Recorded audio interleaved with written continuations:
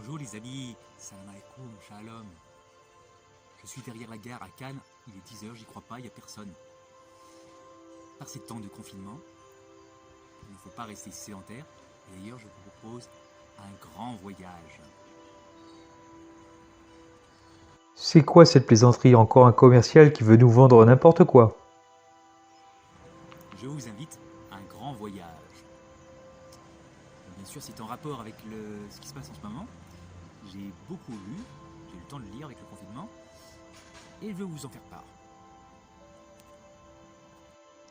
On est véritablement en guerre. Notre président de la République l'a dit. Mais il ne faut pas faire n'importe quoi. Parce qu'on est en guerre contre quelque chose de microscopique. Les micro-organismes. Et en fait, les micro-organismes, c'est tout petit. Et il y en a partout. Et on en a plein chez nous. On s'approche du sujet. Notre grand voyage. Vous savez que déjà, notre grand voyage va se situer chez nous.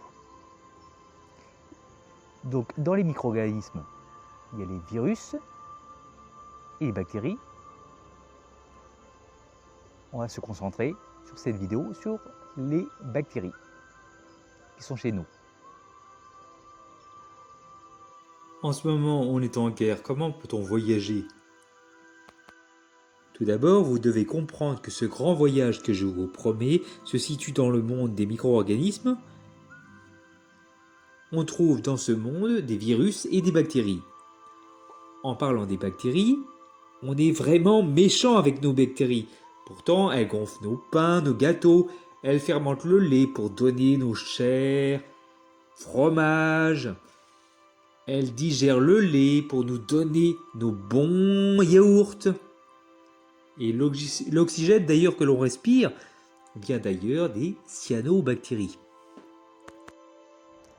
Nos fameuses bactéries, qui sont d'ailleurs dans notre corps, elles sont en fait très grossièrement d'anciennes bactéries qui sont mariées à toutes cellules humaines.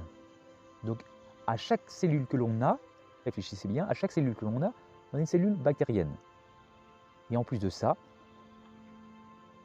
Maintenant, vous savez où vous allez voyager, chez vous, dans vos intestins.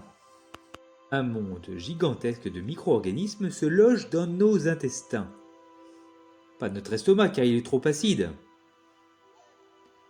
En fait, on est plus bactérien que humain. c'est le fameux microbiote, anciennement appelé flore intestinale.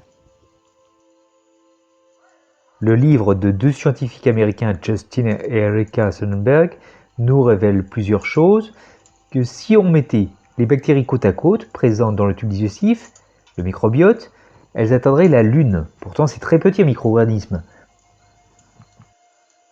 Dans cette vidéo, je vais parler des bonnes bactéries qui sont présentes dans nos intestins dès la naissance. Notre microbiote est en fait notre carte d'identité. Ce livre sur le microbiote révèle autre chose d'intéressant, c'est que le système digestif est de plus en plus reconnu comme un élément principal et noble de notre santé.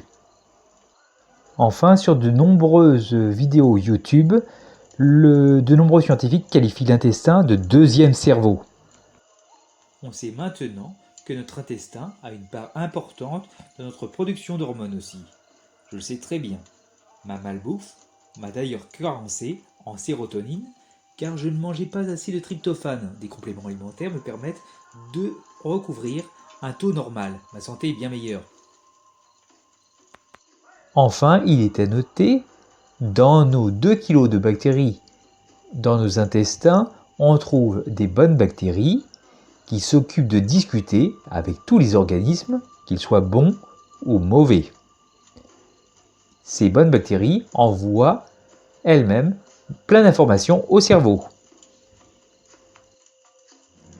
Il est donc très important de choisir les bons aliments qui réduisent au maximum l'existence de ces mauvaises bactéries. Cette réflexion rejoint un petit peu les autres vidéos à propos de la naturopathie. Enfin, il est à noter que notre résistance au virus notre système immunitaire et aussi notre humeur, notre bien-être en général est bien supérieur. Seulement, maintenant, deux choses diminuent notre système immunitaire. Premièrement, nous sommes devenus bien trop propres, nous ne rencontrons pas assez de microbes, notre système immunitaire n'est pas assez performant, et deuxièmement, on doit manger autrement. Selon des études scientifiques, le gros problème est que notre malbouffe et l'usage incontrôlé d'antibiotiques diminuent le nombre d'espèces bactériennes. Selon les conditions de l'environnement, les bactéries changent de comportement. Et ce qu'il faut savoir, c'est que nos gentilles bactéries nous mangent. C'est elles qui vont nous manger lors de notre mort. Ne soyons pas pessimistes. Tant qu'on vit, on doit vivre. Vous avez vu dans cette vidéo que ce petit monde est gigantesque. Lui déclarer simplement la guerre est un petit peu n'importe quoi. Faut savoir à qui on fait la guerre. J'espère bien que vous êtes maintenant intéressés à ce que je vous donne des conseils. Ces conseils sont valables pour tout le monde et ces conseils doivent être modifiés selon le profil analysé pendant la consultation. Cette vidéo s'achève là. Excusez-moi, je vous ai pris la tête avec les micro-organismes, mais c'est très important parce que on est en guerre, mais je fais un résumé de la vidéo, on est en guerre, mais on est en guerre devant des micro-organismes. Et ces micro-organismes déjà sont vraiment minuscules. Je me répète, il en faut 10 000 alignés les uns à côté des autres pour faire 1 mm. Donc c'est très petit et il y en a partout. Et je me suis concentré sur les bactéries. Les bactéries, il y en a des, j'ai plus le chiffre, des centaines de milliards, enfin c'est énorme,